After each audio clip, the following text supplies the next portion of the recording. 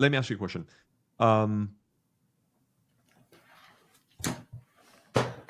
Do you feel like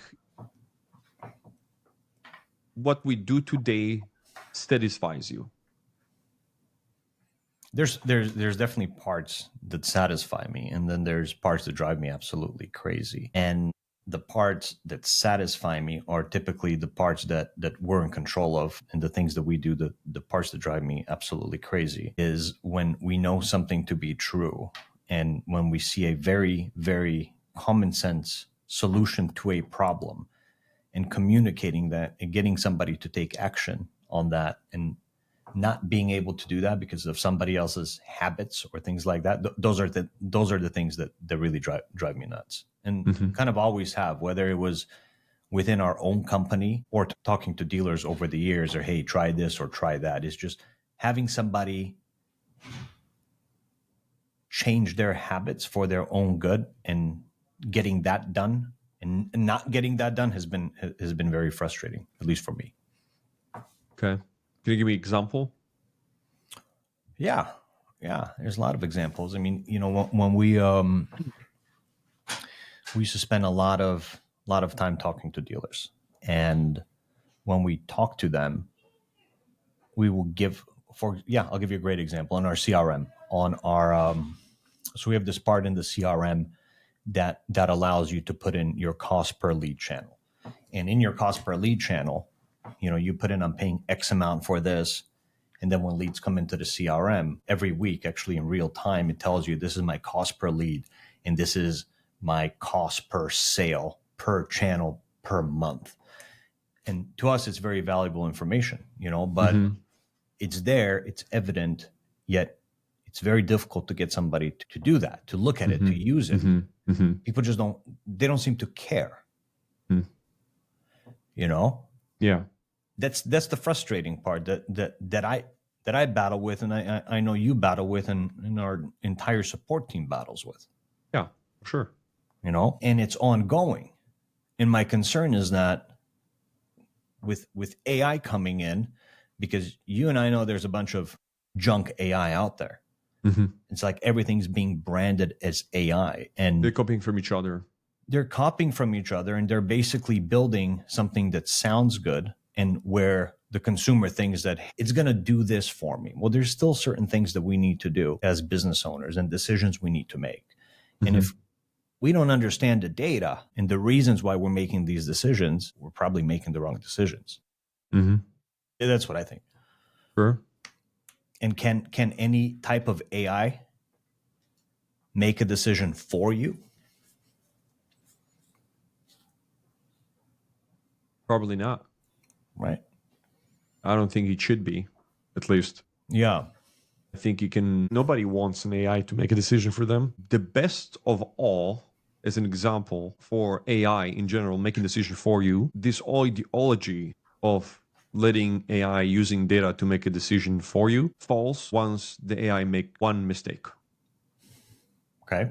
The first mistake, that's when you stop trusting it.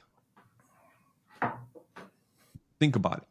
Like, it could be right the entire times, but once he makes one single mistake, it's over. Yeah. Is that, well, do you think that's because like if you have an employee and they make a mistake, you can still talk to them, you can adjust them. You have the power to control that. Correct, with them, but with the AI, you don't have power because it's somebody else that coded it and programmed it. You have no control for most of the time, right?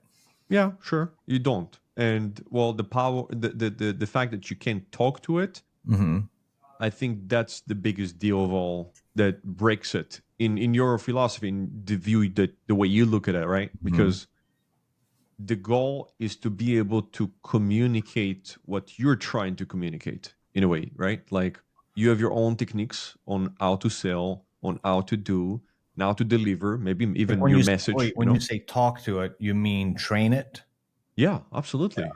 Absolutely. Because, I mean, in this case, in the AI, right, as a model, you want to train it. You want to be able to communicate to it, right? So it will practically clone your message, and be able to deliver it like if you were to deliver it. So what is it that, because I was on vacation in Europe for like 3 weeks, and I come back Hmm. over here, and on my Instagram feed, I probably see 30 ads every single day on AI car dealers, AI car dealers. Just everything has gone berserk AI, and even being in this industry and being in the field, it kind of feels confusing for me, you Hmm. know. Hmm. So I can imagine what it feels like for the dealer. So what are the core problems that are being misrepresented with AI in the dealer space? I don't know if it's the way they're presenting it as much as the way they understand what they can do with that, because I think that's the first kind of step. Because if I think that all I can do with that is say, okay, let me replace you, let me cover on you, maybe after hours, maybe during hours, whatever that is, right? I think the biggest issue here is the fundamental thinking that you can replace a human with an AI. I Mm-hmm. don't think you can. I think most people using ChatGPT, let's go back to the ChatGPT era. We're in a new world right now. And I think a lot of people using ChatGPT either for personal use or business use, and in for the reason, or at least for in the mission to make better decisions, right? Okay. But the decision is still in the hands of the person, not in the ChatGPT hands to make, okay, do this, do that. No, ChatGPT always responds as a suggestion Mm-hmm. on what you should do or how you should do, and so on and so on, right? But I think the biggest issue in our industry, in the automotive industry, is that a lot of companies sees AI as a replacement to a human, not necessarily enhancement to the human, and that's the biggest issue. Okay. So like, sometimes when you step back from something and then you take a break from it, you go back and you're like, you see it in a different way. It feels to me like there's just a lot of people making a lot of products for car dealers who've never sold anything in their life, who've never sold a car in their life. Hmm. Now, that doesn't mean that you can't make a good product if you haven't sold a car. But Hmm. fundamentally, the AI that I'm seeing for the automotive space is on a chat level. It's basically on a Mostly, yes. one-to-one chat level. It's like Yeah. everyone's saying, hey, here's an AI that's going to help talk to your customers and it's going to help you book more appointments. And that's kind of where it stops. Hmm. So the question arises, is there more valuable things that the AI should be doing? Number one. And number two, do you really want an AI to overtake all of your communications? Because Especially there's not when there are not many, right? Think about that. Add that into the yeah, equation. right, right. Because like I was over at Keys and Mercedes last week, Hmm. and I was talking to the sales guys, and you know it's kind of mind blowing how many good sales reps are on the floor. Hmm. They have no one to talk to because a big majority of their BDC department is taking all the internet leads, but yet they're Hmm. not salespeople. And we've had this conversation, you know, in our company too. It's like salespeople are salespeople, and non-salespeople are non-salespeople, and you can Absolutely. definitely tell the difference very fast if you know what you're looking for. Yes. So, at any point of conversation in a lead's life cycle, the question is, would you rather have a well versed salesperson having that conversation and maybe an AI just kind of being an assistant to it? Or do you want to hand it off to it as an administrative task so you can have, I don't know, it confuses me. You know, for me, it's confusing. I Well, see sales reps I think, complaining. They're yeah, I bitching. think They're the complaining. question is mostly who you are to start with, right? Like who you are. If you're a GM, maybe you have a different perception. If Yeah. you're a salesperson who being bothered with bombarded, whatever, however you said, with Bombarding. Yeah. so, yeah, bombarded by so many messages, and some of those messages are like just crappy and they're not leading to anything. Yeah. Maybe at that point, maybe you're gonna say, you know what, I want this to filter for me, but I have a prior question to all of it, and I'm questioning it myself. Why these other companies has thought to themselves that that's where AI will be the most powerful to the automotive industry to start with. You know, why did they think that replacing a human communicating certain messages will be a good thing to do to start with? I don't think so, honestly. Yeah, I That's a mean, prior question, right? Think about yeah, that. yeah. I mean, that's probably an easier path to product because Well, if I think because they see ChatGPT from a basic element, like, okay, I'm sending a message and I'm getting respond back. You know what I mean? So that's kind of like the initial way of thinking, okay, I can do something with that, you know? well, but yeah, but there's another big like think about if let's say the large, and I don't even know who that is. I don't even know if they exist. Like whoever is the largest AI, let's call it AI chat company for Mm-hmm. car dealers today, they live outside of the deal. Mm-hmm. Okay, so for them to live inside the deal, they have to be their CRM. Otherwise, there's only so much they can do Yeah, because the chat will then get the conversation to their CRM, and absolutely. Yeah. it's their CRM's job to do the rest. Mm-hmm. So essentially, the companies that are putting in chat AI for car dealers, they don't have car dealer software. It's just a chat software. Yeah, let's name them. Let's name them. What company are we talking about? I Like don't know. Let me Gabagoo pull it up. or whatever? Let's see. Chat AI for car dealers. Matador AI. Yeah, Gabagoo too, right? We Isn't it? have Dealer AI, Drive AI. So yeah, this looks like a AI that fully automates sales and service conversations, right? What does it happen after the conversation level? And when I look at the call AI, turn every inbound call into a booked appointment with AI driven conversations that never miss an opportunity.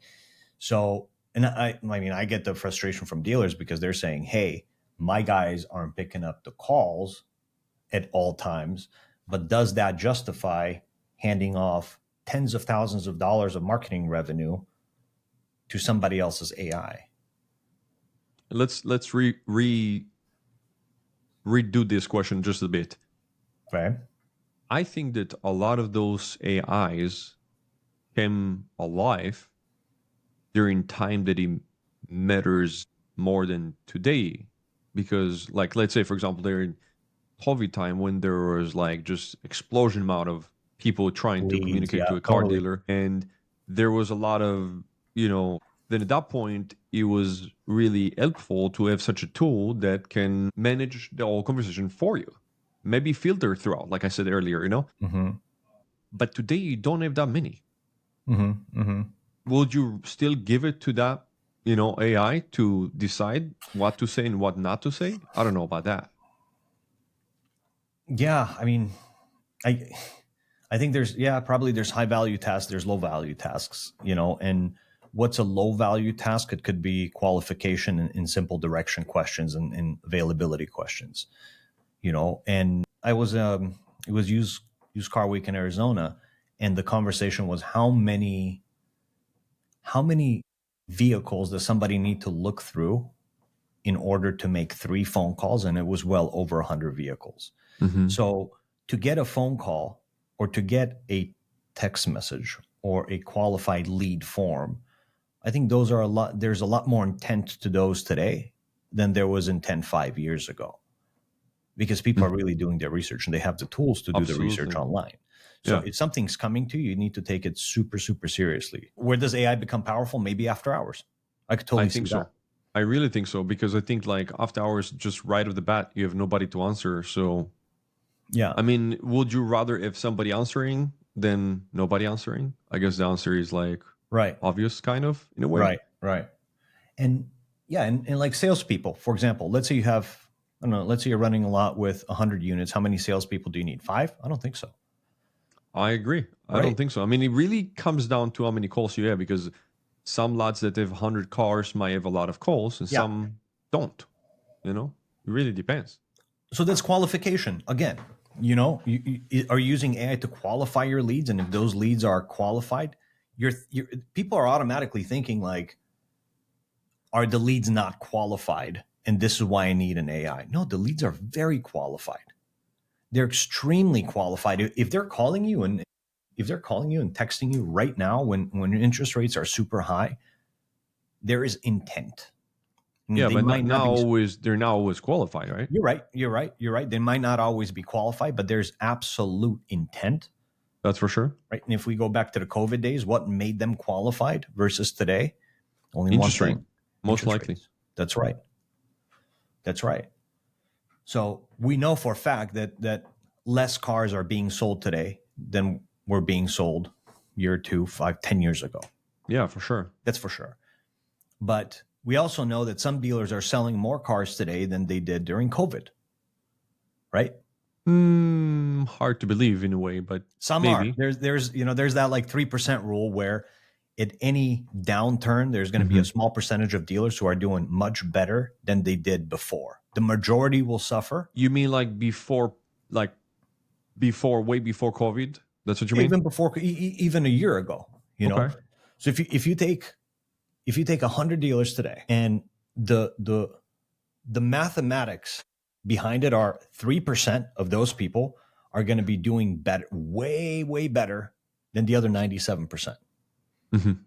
Regardless of the times, at any time, like in the '08 housing crisis, you had people, there were still real estate agents when houses weren't being sold, but a very small percentage of them did way better during the crisis than they did before the crisis. So the reason I'm bringing this up is we need to ask ourselves why that is. Why is that? Because decisions lead to actions, actions lead to numbers. If the decisions are wrong, the actions are incorrect, and the numbers are off. Simple as that. And there's no AI that can help you make those decisions. So management makes decisions. I don't think. I mean, I gotta state something here. Like, I think that AI should never make a decision for you. It should, again, refine the entire data into a better understanding, right? And so you can make a better decision. Yeah. So that's ultimately the question, because we have a lot of tools that we're using, and it's hard to pinpoint. Like, you almost need 10 different types of AI to do different things. Yeah. Because dealers need help with aging. They need help with marketing, for sure. You need help with marketing, because if you're not willing to look at your channels and your cost per channel, like we talked about, there's no AI in the world that's going to be able to help you. I'll give you a better one. The best of all, right? Acquisition. What do you mean? Acquisition, like which cars you should buy and which ones you should avoid, right? I mean, that's kind of obvious, because I always say, like, when you buy good, you're most likely gonna sell good no matter what. It doesn't really matter even your marketing to that degree. So sure. I think you make your money in the buy, right? Yeah, always. So I think that if we can leverage today's data and analyze it to the degree where we can actually give good suggestions on what you should be, again, buying and what you should be avoiding, that's just right off the bat really helping you to make better decisions. Maybe the number one most important decisions in this business, buying right. Yeah. So it seems like the excitement of the AI is pretty big. In a sense, the let's call it the promise of AI is really big for a lot of people. And with that promise, there's a lot of really important low-hanging fruit that exists that is being overlooked. Because they're saying, oh, we're going to use AI to communicate with customers. Great. But you have less customers. Yeah. Right? You don't even know which marketing channels. Let's rewind that. You don't know which marketing channels might be working the best. Before that happens, you don't know. You might have BDC or people problem. Who are your best sales rep, and where is their time most valuable? Before that, you've got acquisitions. At the same time, you have aging. So there's a lot of things that are happening. Like, the chat AI component is really the smallest and least powerful part of what AI should be doing for a car dealership today. But yet, I think like everyone's banking on that because they can't get into the core of the dealership, right? Well, I think the problem is a lot more, like I stated at the beginning, which is like the fundamental thinking of like what AI can do for me, and if you look at it from the kind of idea of like, okay, it's going to replace me so I can have more time to do other things. I mean, what would you, again, going back to that question, what would you rather do? Give it to the AI to answer in your behalf, knowing all these data, metrics, data points, whatever, or would you rather take control of those leads and make decisions based on these data, Yeah. refined data Yeah. that can help you again make a better decision? Yeah. I I mean, think that's what it comes down to.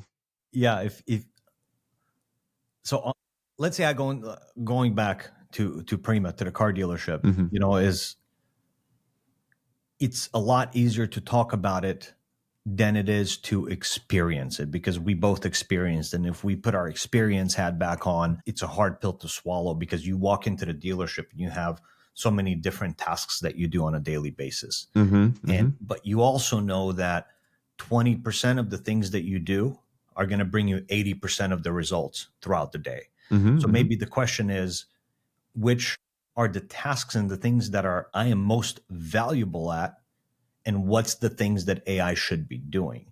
And I think maybe we need to get into what types of things we're building on and trying to build, and why we're trying to build those things. Because as the world talks about chat, I don't think that I really don't think that people are thinking like, oh, wait, what else should I really be doing that's a much higher value? Because I still want to make a decision. Mm-hmm. I still want to ultimately decide, hey, do I want to drop the price on this or drop the price on that? But I don't have the time to analyze how long has it been sitting? How many leads do I have on it to do that for every car? I have Who's a got better time? way to look at this. What was Like, that? in my opinion, like I think that car dealers is not that they don't have the time. Their mind is just stuck in a certain way in some other ideas, some other thinkings, in which doesn't allow them to stir their minds into, hey, wait a second, I got a car in here, sits in my lot for, I don't know, God knows how long, maybe 6 months, and I haven't got any leads for that. And it's literally sitting. I think that's the biggest issue, because they are so focusing on getting new inventory and hoping that they're going to sell as fast as they can, whatever they can. And Yeah, sure. I think the issue is right there, like where people are kind of getting, like it's kind of a fatigue, like you're forgetting about what else you can do, with what you got. And you got a lot. Some people have like 60, 70 cars, and 5 or 10 cars out of those 50, 60 cars are just getting, like they ignoring them in a way, almost to a Yeah, degree. yeah. There's money sitting in them which can turn So, into other inventory, and so on and so on. question. I think that's the biggest issue. So Yeah. I watched this really cool. I forget what the podcast was the other day, and they Mm-hmm. talked about if, let's say you take an AI model and you Mm-hmm. feed it all the possible information about your business that you have, everything, right? From onboarding to HR stuff, to sales, to support, everything. You feed that in there. Mm-hmm. Mm-hmm. And then you hire a PhD level student who is like, Okay. who can do anything, who knows so many things. And you tell them, hey, what should we do with this HR payroll Mm-hmm. issue? They wouldn't know. Why? Because it's business specific. It's Yeah. business specific to your business. Mm-hmm. So no AI can make a decision for you. Number one. Number two, it needs to be trained on the specifics of your dealership, because everybody kind of runs different, right? Yeah. Everyone runs different. So if you look at AI, maybe if we look at, because isn't that what we're trying to do, is figure out how can we leverage the power of AI Mm-hmm. for your specific dealership? For And this then, whole industry, so they're gonna really get the most out of it. But again, I think the question is, of course, that's what we're trying to do, right? We're trying to get the AI power and leverage it to help you again make the best decisions as possible, right?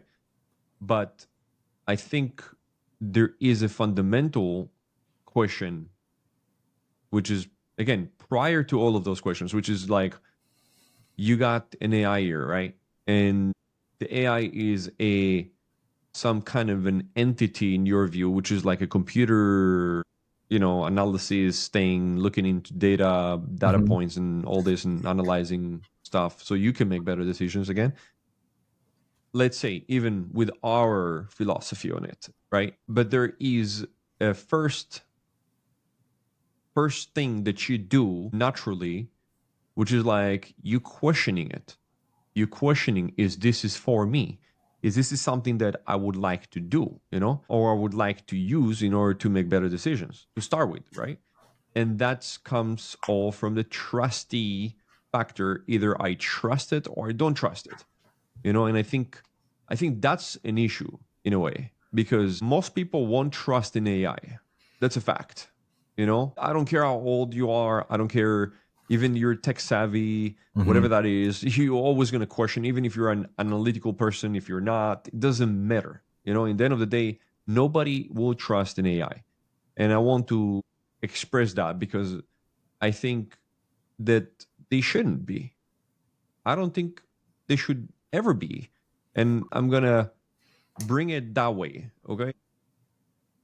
We know, even in today's world, like in all of those chats between, from ChatGPT to Gemini, and you just keep going, to all the chatbots that exist out there, they're all stating at the bottom one important thing: it's not always right. It can make mistakes. And just that kind of ideology of the fact that the AI can make mistakes leave that small space for the AI to make mistakes. Okay. In which, in business, we cannot make mistakes. You see, this is the issue. This is the problem. The problem is that we're in such an industry that if an AI, as we had last week, a situation where our AI on auto respond was responding that the dealership is not open tomorrow, even though it is, that hurts a business, period. That doesn't mean that we won't go after it and try to fix it, and we fix it, right? Over time, and we improving our systems. But those things will always happen. They're obviously to happen, and they're not going to happen just with us. It's going to happen with everybody. Why? Because it's just not always correct with his ways of conducting and understanding. So it really comes down to the use case and how you are conducting that powerful tool, and what can you do for your business, because even every car dealer is different too. Not all of them are the same, tool, right? Well, I guess I'm having a hard time understanding, and probably dealers are too. When we say AI for car dealers, what does that even mean? Because based on the advertising, right? So if you go on Instagram and if you follow, like, every AI for car dealers you're going to see is some kind of a communication platform.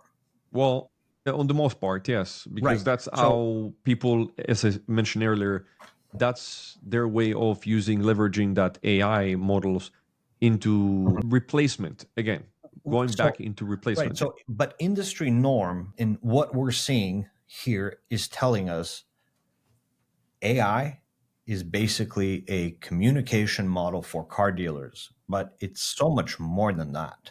Absolutely. Right? Absolutely, yes. And the reason it's only a communication model for car dealers is because that is the lowest hanging fruit. Any software, right? Any software company can come in and program a chat GPT bot to basically answer random questions, and maybe some even inventory specific questions.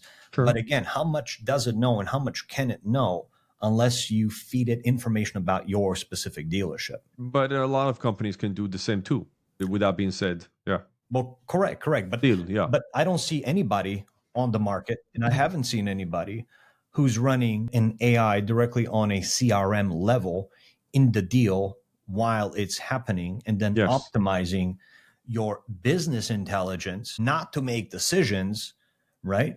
But to do the grunt work that would be a waste of your time or my time in a dealership to analyze, to run spreadsheets, and to say, hey, maybe you should drop this price. Or, hey, maybe you need to follow up with this person. Or, hey, this marketing channel is costing you way too much money. Because those are much more important. Those are much more important tasks long term than just having a conversation with a customer. Absolutely, yes. But, like, I think that the conduction of what is an AI in this industry and what Mm-hmm. it should be like, Mm-hmm. that was defined based on, again, a lot of leads coming your way. And so you couldn't handle them, and therefore the AI came alive.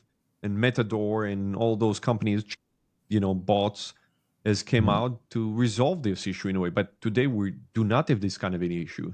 And plus, I Mm-hmm. mean, even if you don't have that kind of an issue and it's still making mistakes in a low scale amount of chats, Mm-hmm. what did it actually do when there were a lot of chats? Think about that. How many Yeah. deals have you actually Sure. lost Absolutely. I mean, during it's those been a long times? time since they were a lot of leads, like pre-COVID, and we know that none of these platforms that are positioning as like your replacements to humans Mhm. today did not exist back then. And if they Yeah. did, they were really bad because let's face it, everything's running off multi-billion-dollar LLMs like Yes. ChatGPT, Yeah. like Grok, like Gemini, like whatever they decide to use. Hmm. So this is not proprietary technology for a lot of these companies. They are That's right. just a bridge that is an answering model based on, segments of their data.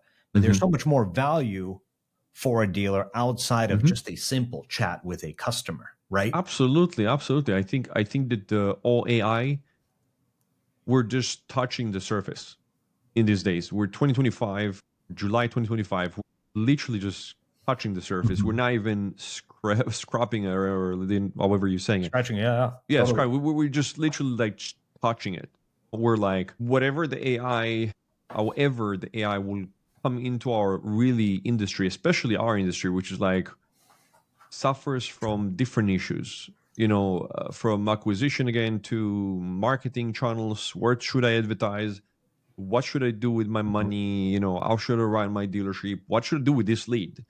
All the way down to Mhm. this. Mhm. Um, I think we're about to discover a plenty of things that will really help you, a car dealer, to deliver a better value to your business overall. And so you can make more money, Yeah. overall. We don't even know where it's going to take us. Let's be honest. Like we started about, what I will say, 4 years ago, developing our own chatbot, Yeah. thinking this is going to resolve a lot of problems. We had people in house, programmers, and different formulas and ideas of what to answer when somebody asking a specific thing.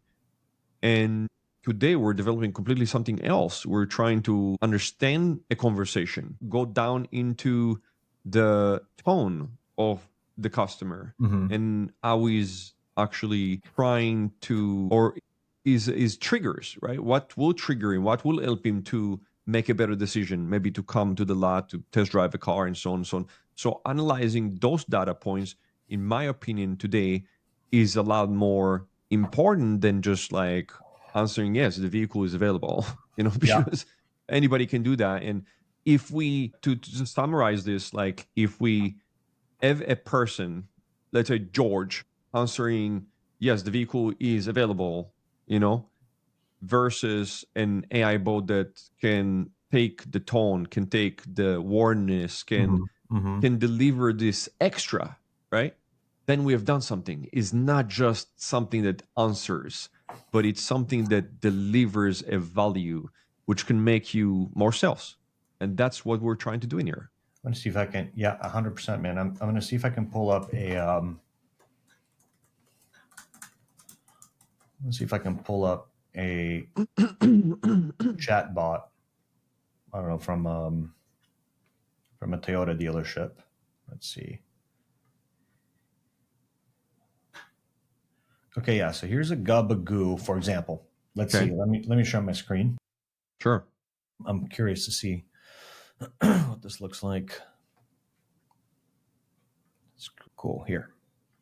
Okay, so I'm on their site. Let's go down here.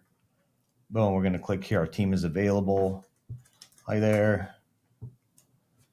Checking in on the, let's say, 2025 Camry SE. First one that pops up here. Let's see what happens. So this is running by Gabagoo. Okay. Okay. My name is Ashley. Here to help you with that. So what happens now? Like let's say I leave this page. I leave this page completely. That lead is gone, right? They can't follow up with me, so they did not grab any information so far. I'm going to say, no, do you have anything used? Actually, let's say would rather have a Tacoma. Let's see.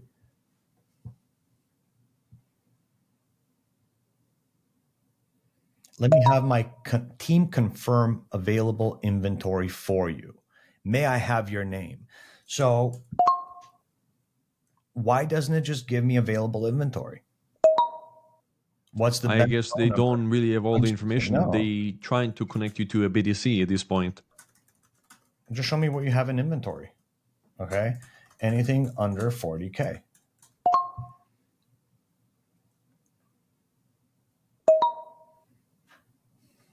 Why?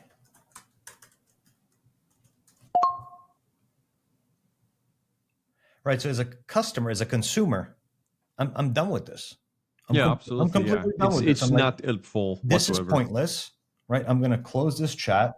Then I'm going to go into view all used vehicles, and then kind of start over again. And, if I get pissed off enough, I'm just going to leave this website and go to another Toyota dealership, or and most likely people will do it like that because they're going to feel like, okay, this is throwing me off. Now, let me ask you a question. What if you're an older guy who have no idea that this is an actual AI?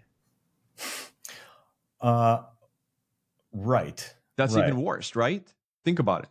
Well, what if you're me, right? So let's say now I call this company. Yeah. I call them. I'm like, I can't find exactly what I want on the website. So I call them, and they have an AI voice that picks up and starts talking to me. I'm going to say this. Yeah, absolutely. I'm going to say this. Yeah, we're buying from people. We're not buying from machine. So you're basically spending tens of thousands of dollars every single month so you can make it more complicated for people to contact the best people in your dealership who make you the most amount of money. You're taking leads away from their table so you can replace it. You see, we do not know yet what a great AI is in this industry.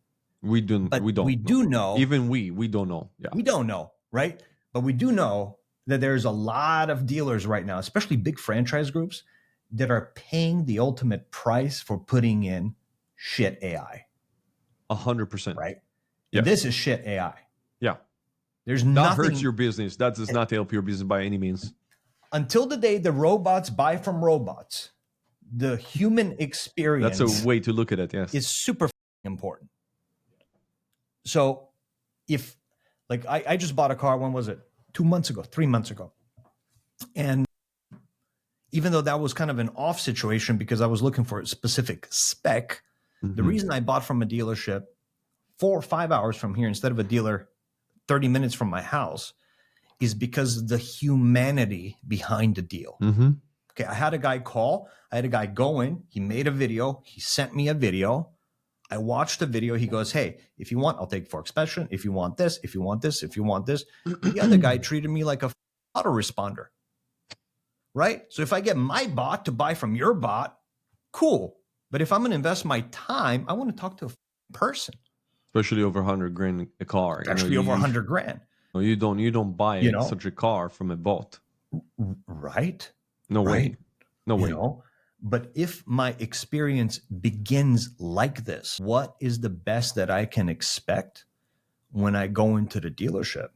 Yeah, for sure. What do I do? Let me ask you a different question. Another really good point. If the salespeople in the lot are depending on AI to answer on their behalf, and they have all the data, let's just say, right? What's going to happen really when I come to the lot and I'm start talking about this vehicle and I'm like, hey, what can you tell me about this vehicle? What happened then at that point, it's right? like an outdated Tinder photo. Totally, man. What happened? Imagine, you're confused at this point. You're like, wait a second, I thought you're knowledgeable about this vehicle, and now you're like giving me the feel that you have no idea what we're talking about. Yeah. Maybe. I mean, man, maybe people think they're smart and they're trying to Amazon experience this, but it's a different game with cars because the majority of cars sold every year are used cars, Yes, right? And used cars have history. They might have issues. You need to be confident when like I don't need to run a Carfax report if I'm ordering a camera on Amazon. that's It's a right. different experience. This is probably the second largest financial decision that most American households are going to make. Yeah, And we don't, even though the consumer has a lot of insight and information, you still need somebody to guide you in a process of do I really want this car? Right? It doesn't matter how many I YouTube think you're videos you referring to watch. like the human element, The human right? element, like I want to sit in. Versus the both element. Which one is better, and at what point should I, as a consumer, will go with either this or that, right? I mean, Right. that's a Yeah. very good Totally, totally. question. Because what's everyone doing right here? They're thinking about themselves. And as long as you think about yourselves in your business, it's going to cost you a lot of money. Mm-hmm. So why not switch that mentality and try to figure out, is this right for the consumer? Is this right for the shopper? And if the answer is yes, do that. If the answer is no, it doesn't matter how much time it saves you because it's costing you money. Mm-hmm. Right? Yeah, for sure. So is this right for the consumer? What we just looked at? No. No, absolutely not. Absolutely. I mean, right off the bat, again, like I said earlier, it hurts the business. Period. Yeah. And this isn't free, right? It hurts the whole experience of buying a vehicle. Right. Like in the old days, if we go all the way back to, I don't know, maybe 40, 50 years back, people used to just walk by the lot, enter, and just walk around and try to figure out which vehicle do they like. Absolutely. Where the And salesperson today, was the Carfax. He was like, this came from a little lady in Pasadena. That's right. But so the whole procedure of like buying a vehicle has changed. Absolutely, yes. But no matter how you flip this, the human element is still very crucial. And that's the reason why we're buying from franchise dealers. We talked about that earlier too. Yeah, totally. And 100%. I think that the human element is such a natural piece of making a purchase, and that's something that we cannot remove from the procedure. We should never try to do that because it's like, no matter how you look at that, this is going to hurt every business. I don't care in what industry you're at. Either you're in the car sales, or you're in the barber. Imagine like in, I don't know, 20 years from now, we're going to enter into a barber shop and we're going to get a haircut by a machine. We're going to press a button, put our head into something, and just get a haircut. I don't know if I sent it to you, that the massage machine. Imagine that, you know what I mean? And there are a lot of massages machines, speaking of, Yeah. and some of them, from what I've seen, they're doing a good job. But getting a massage and buying a car are two different things. Sure. Those are like one of the number one biggest decision, maybe second biggest decision you will make in your life, in a way. Even though we intend to make it pretty frequent in the US, people are switching cars very frequent, but it's definitely second biggest decision you're going to make in your life. Yeah, always. Totally. And you think that like these companies that are producing the software, they're thinking dealer first instead of thinking consumer first? I think they're just not creative enough. I got to tell you the truth. I think they're just not creative enough in pursuing the understanding of the fundamentals of what AI can actually deliver. And that's the biggest issue. I think that we have really, as I mentioned earlier, 4 years back, tried to do similar things because that's like the natural thing you will think. Okay, how can I leverage that technology to do something that will be beneficial for the business? And I think that a lot of, software companies just like us said, okay, well, let's use ChatGPT. Let's get it to answer, people, and so on and so on. But that's not really truly where AI tools can actually boost your dealership, make you make more money overall over time, or sell more cars, which obviously equal to make more money. It comes down to better decision making than that case. That's right. It's always going to come down to that because look how many people are using ChatGPT today for the same reasons to make better decisions, right? Totally. But the decision is still got to be in the hand of the human, no matter how we to make flip more this. informed decisions, so you don't have to be a robot to do the math and the calculations. That's right. But you still control that last step. You know, if you have the control of the last step, you will never make mistakes. Think about it. So sure, yeah, the AI can make mistakes, which is okay. It's okay at that point that it's going to make mistakes because I can always control it. I can correct it, or I can make a decision that will be the best decision for me, for the customer, for the business, and so on and so on. So as long as we giving you the power to make a decision, right? Again, without going too deep into the analysis of the data, but you get it right in front of you, and then you make a better decision. Yeah, but it does Then the we did data something. analysis better than you could ever do yourself. There's just no way in the world you can do such an analysis because there's just too many data points. Like, But for it does it on example, the back end. So the AI does yeah, it on the back end and it correct. delivers you options on I'll what. give you the best example of all. Price drop suggestion. It's the best. Like Yeah, there's yeah, yeah. nothing better than this example. Why? Because, price drop suggestion, the way we shaped it Mhm. is to be able to go deep down into, okay, I have this, let's say, Ford Explorer, let's say, Mhm. right? And the Ford Explorer does not have a lot of leads, but he has some leads which just contact me in the recent 2-3 days, let's say, Okay. right? So I won't give you a suggestion to price drop this vehicle because you might have ongoing conversation with somebody. Mhm. Mhm. But if, let's say, you have on the other end someone who is like another, let's say, I don't know, Ford F-1, a lot of leads, but in the recent 2 weeks you haven't got much, or at least the ones that you got wasn't as warm enough, or had a strong intent to really buy it or to come Mhm. by. Nobody came by, let's say, to look at that. So if the leads are cooling off over time. Absolutely. I Mhm. mean, people are continue looking at other vehicles at all times, right? Yeah, So yeah. our goal is to give you that edge to say, okay, you know what? You got few leads. They're not warm enough. Let's warm it up. Mhm. Let's trigger something in them in Mhm. which Mhm. will allow you to make a sale. And obviously, I mean, there are obviously a lot of things you can do in order to try to make a sale again, like to bring the car back into the market, I will say, which is like in the old days, like the way when I was like running a dealership, was like, let's retake the photos of the vehicle. That was Mhm. like one of the first thing we do to kind of re-trigger Yeah, right. interest Or in let's a increase vehicle. the price or let's remove it and Yeah, post it or back on. change There's so many something, because tricks. if Yeah. if we go into, let's say, a listing site, the car growers, Craigslist, cars.com, auto Trader, whatever, it doesn't matter, right? Mhm. And I do see the vehicle as I've seen it before. I'm like, okay, this car has been sitting for so long, probably nobody would to buy it, so why should I? Mhm. Right? Mhm. So those kind of like techniques that worked in the past still works today in a way to regain, engagement and get people to be interested in the vehicle. Mhm. But let's be honest, if it hasn't got sold for X amount of time, the only one thing you can do to just make it, sold, is to drop the price, Yeah. Yeah. But how much do you drop the price? What should I do? And when you should do that? Mhm. Those are the kind of data points which will be very hard to calculate, especially if you have 60 or 100 vehicles in the lot. Mhm. Imagine doing this No, to it's not every possible. single visit is Totally. literally impossible. 100%.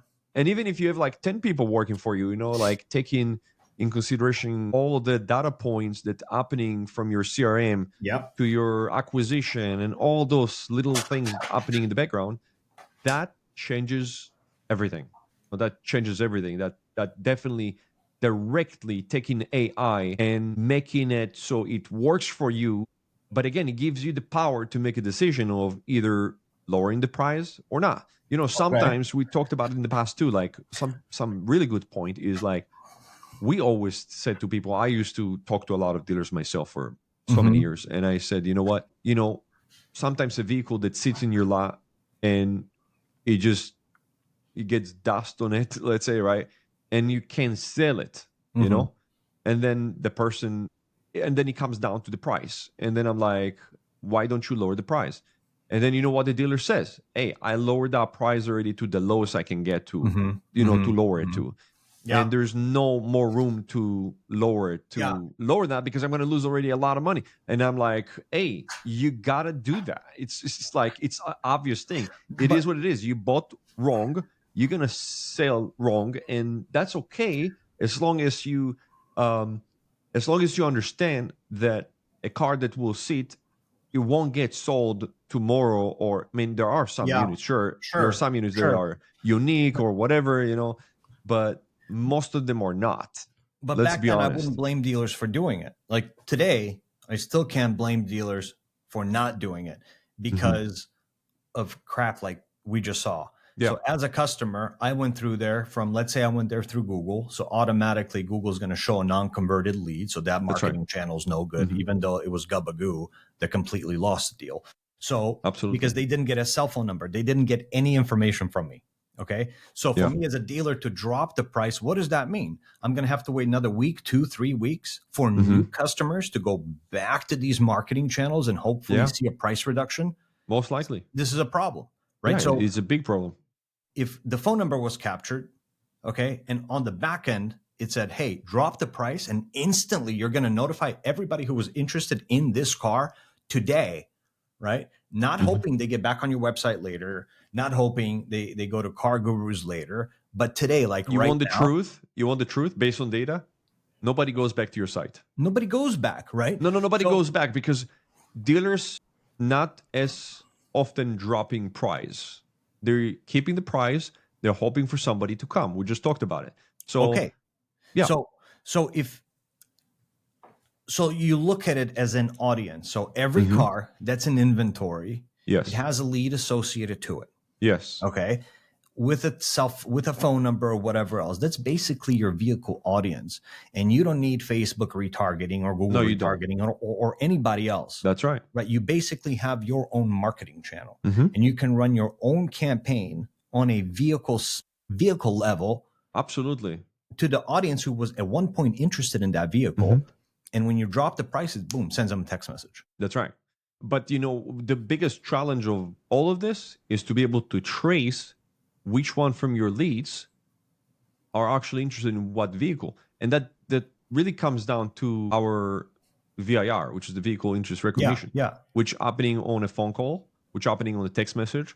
And it doesn't matter in what format they said, okay, I'm interested in, let's say, I don't know, 2016, this Beetle, whatever, Mm-hmm, right? mm-hmm, Our systems will be able to capture that and understand which Beetle that customer was kind of interested in which will tag it into the workspace mm-hmm, specifically on that lead, right?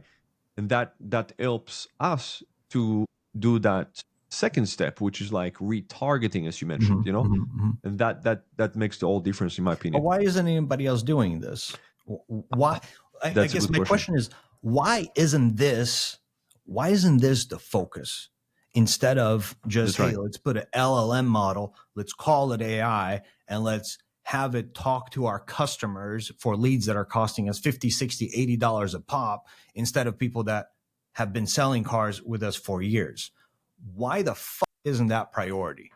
Well, I think it's obvious. These all companies that in our spectrum are in a way they're running by copying from each other. They don't really innovate. They're not really coming out with like a techniques or ideas that can actually leverage or help the dealer. Like prop. Is it because they haven't been in the business of selling cars ever? Well, it's a mix of both, right? I think that the fact that we have the technology background as well as the automotive Mm-hmm. background, we can kind of understand the two worlds, in Yeah. which allows us to understand, okay, something in here needs to happen in a certain way, in order for us to get the most out of the technology that is existing in today's world. I think that's what helps us to shape the systems the way we're shaping them, because we think like a car dealer, but at the same time we understand the technology and the power behind the technology and what can be done with Mm-hmm. with such technology. And that makes the whole difference. Yeah. Yeah. Yeah. Well, whoever's not confused by AI right now should be very confused.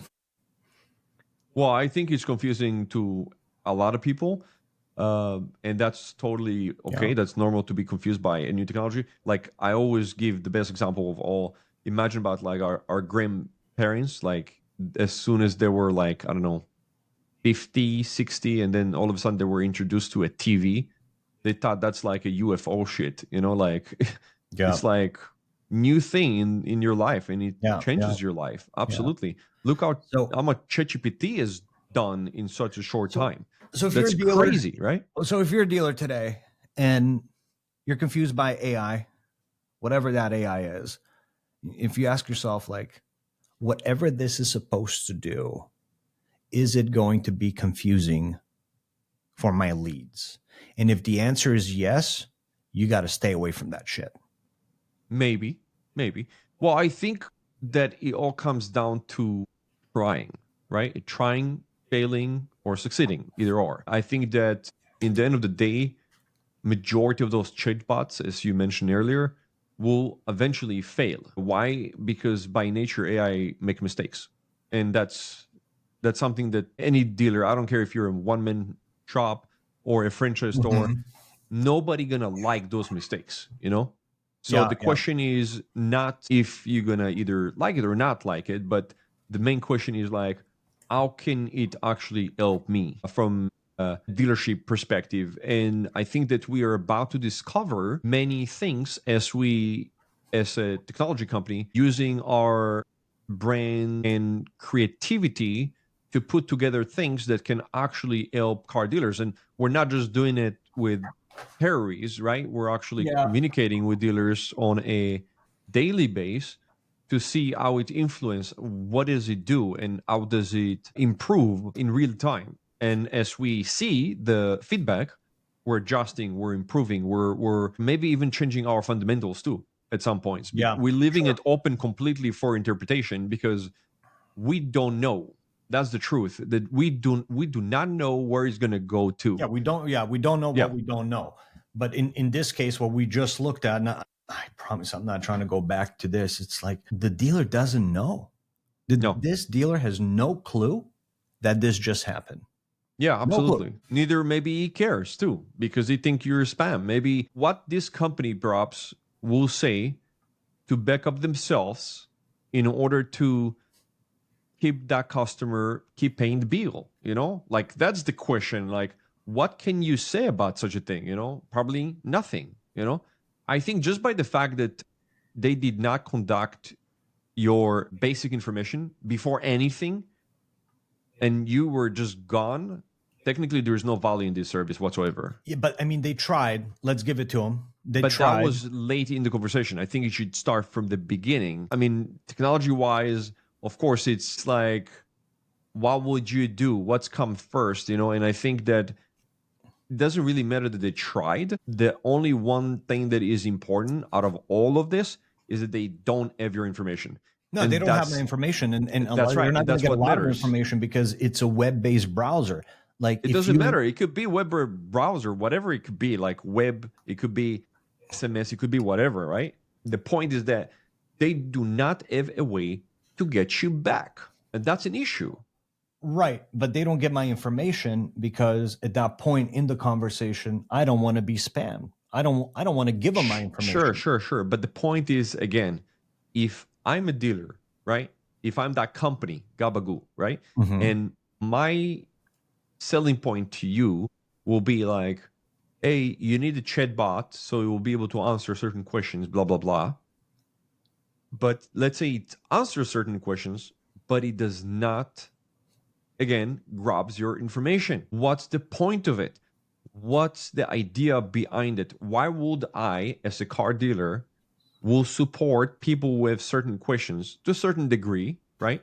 Let's say not to the fullest, but to a certain degree. But I won't be able to get your information. So why do I need this chatbot in the first Well, place? you that's the problem. They can't get the information because they don't deliver enough information to me in order to justify me giving my information. Right? If I ask you, if it's a chat AI, if I ask you, do you have any used Tacomas in inventory? Mm-hmm. You're supposed to say, yeah, we got, here they are, right? I'm going to go to that page, right? I Yeah. want to continue this conversation. Hey, do you have anything under 40K, right? Is it a clean Carfax? At that point, I can say, you know what? Let me connect you with somebody, or connect it with somebody who can continue the conversation where it left off. Otherwise, I'm not giving you my information Mm-hmm. because I know what's coming. I'm going to start getting emails and text messages and a bunch of automated bullshit like this has been. But I can get you a lot of other, fundamental issues with this all chatbot to start with. Okay, I'll give you one simple example. Let's say you're in your lunch, right? And you're like, okay, I'm going to look for a car because I'm looking for a Toyota Tacoma, whatever that is, and under 40 grand, whatever, right? I'm going to go into this website. I'm going to start clicking.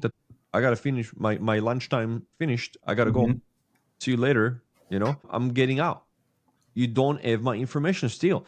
Let's say I'm still going to go into the vehicle. I'm still going to look into the vehicle. I'm still going to spend time on the website. I'm going to go from one vehicle to another. I'm going to filter. I'm going to do this. I'm going to do that. I'm going to talk to you. You're going to respond me perfectly. Let's just say you still don't have my information. What's the point of all of it? Nothing. Right. Zero. Right. You can't do anything with that.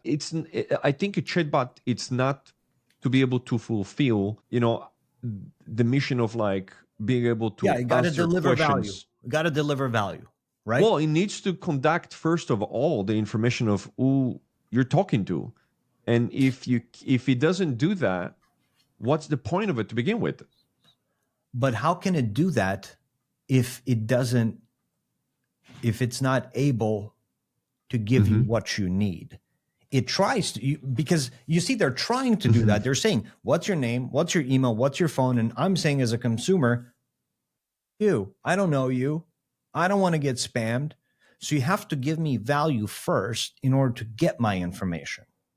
No? Well, that's your case. But again, I'm talking about majority of cases, because there will be different type of cases. You keep focusing on like, wait a second, it didn't even answer my questions. It didn't answer my concerns. Yeah. It didn't guide me. It didn't do what it's supposed to do. If you were to be human, it probably were to give me better answers, right? Absolutely. But what I'm saying is better. I'm saying like, if that were to be a human, okay, and he did not get my contact information right at the beginning before he's trying to assist me, I see a fundamental issue, because the dealer paying a lot of money for this service, and you're just gone. You're gone. You're not there anymore, and there's no way for them to get anything from this lead. Technically, there's no lead. There's never been a lead. That's a bigger issue, in my opinion. I mean, they tried. They actually did try. But that was very late, again, in the discussion. That shouldn't happen like that. That's a fundamental, issue. What are you most interested in? And then it said, may I have your name? I said, no. What's the best number? I said, no. Can you please provide your email? I said, no. Yeah, but you see what I'm saying? Like, they're doing it in such a wrong order. I understand. Like, they're trying to grab kind of like your attention to answer certain things, but again, did not answer as good as they should have, and that pulled you off even more.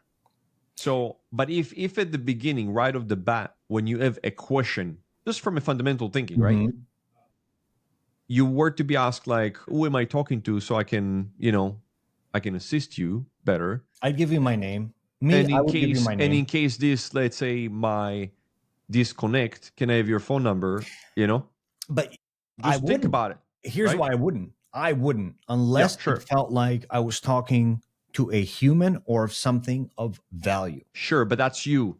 Now I want you to think of majority, and in this, let's say, methodology, would you think you're gonna have more leads in your CRM or less? Obviously, yes, more. You probably have more people. Yes, yeah, for sure. But I mean, that's kind of like, that's what I'm trying to refer to. I think the biggest issue is that didn't we drop this whole website, because we had a website plugin, like a website, live website. We still have it, yeah, of course. But we dropped this thing years ago.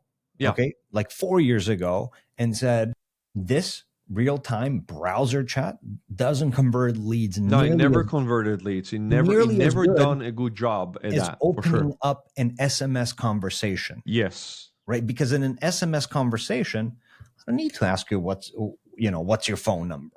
I don't need to even ask you what's your name. I don't ask you anything. That's right. So I just get straight to the meat and start having that conversation. Hey, do you have any Tacomas? Yes, we do. Here they are. Yeah. Because that's lead first, not dealer first. Correct. So the order needs to be right to start with, because if you don't have the order right off the bat, you're losing. Period. That's fact. That's right.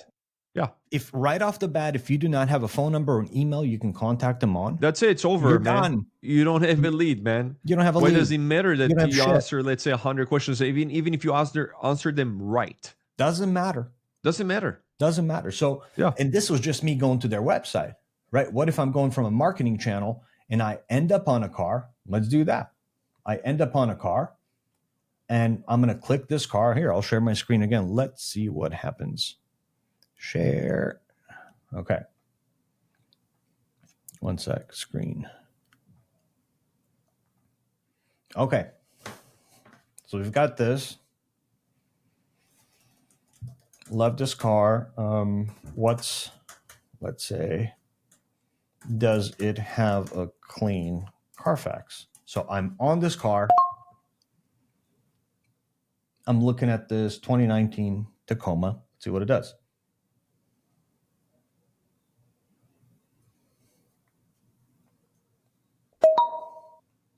Nah, he doesn't even know that you're in that vehicle. I can help with that. That's not the car I'm looking at.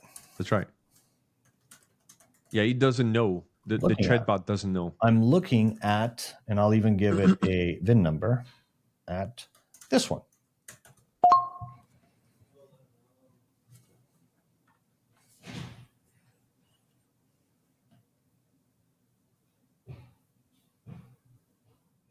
It doesn't even answer back. Oh, there you go. It's thinking. It takes a very long time. Yeah. Okay, great. Okay. Did he answer the question that you were asked prior to this? No, not yet. Not yet. I mean, it's just showing me a link. Yeah. We have it. Okay, I know. So this is just availability kind of a case. Like if the vehicle is available. But I can see on the website it is available. Most likely it's the same data that the chatbot is using anyway. So consider that I landed on this page from a paid marketing channel that that the dealership is paying thousands and thousands of dollars for. Yes. And this is what I'm getting. So it needs to know where I'm at. Let's see what it's doing. Great. I can help you provide that Carfax report. Great. I'll need to collect some more information. Why do you need my information to give me a damn Carfax report? Why? Again, I think that the fundamentals of order, of sequence of things, it's broken to begin with, you know? Yeah. Especially that creates frustration in a way, if you think about it, you know? Yeah, I mean, you see, and this is kind of what we were talking about. There's a huge disconnect between a chat bot and the backend system, because the Carfax is right here. I can click on this, show me, I understand your concern. Unfortunately, I need to collect some basic info to provide you with the Carfax report. Come on. But it's on the site. It's right here. That should answer. It's right here. So I think they need to decide, the Gabagoo got to decide, either they're conducting the information at the beginning and don't open conversation, or giving all the information and then trying at some point during conversation, try to collect the information, but not delivering the Carfax, not giving you the Carfax to be able to, look at. I think it's broken completely. Yeah, right? I agree. So I'm giving it my name. It's asking for my last name. And what is it saying now? Thank you. Could you please provide your phone number so we can follow up with the Carfax report? Okay, I mean, I see what it's doing, but this is too confusing. Bye. Let's see what it says. Let's see if it can counter it, because this is an objection, and it should be able to counter some kind of objection, you would think, right? For sure. Boom. Just lets me go. That's it. You just let me go. Unbelievable. Yeah, you wasted all this time. They spent thousands of dollars on this chat, and in the end, they got nothing. You got nothing. You got actually very confused, and you end up just walking away. You will never buy from this dealership, for sure. This is a franchise dealer. That's right. With a budget, with a massive team of people. And unfortunately, it's not their fault. There's nothing they can do about this. What would happen if an independent dealer who's barely getting by says, you know what, I really need this because it's going to help me? It's a problem. It's going to ruin their business. Yeah, for sure. This is a problem. Nothing against Gabagoo. Now, again, nothing against Gabagoo. It's just whatever you decide to do right now, more importantly than ever, it has to prioritize the lead experience and the buying process. Because absolutely. There's no doubt about that. And if anybody disagrees on that, let's see your sales. Yeah, for sure. I agree.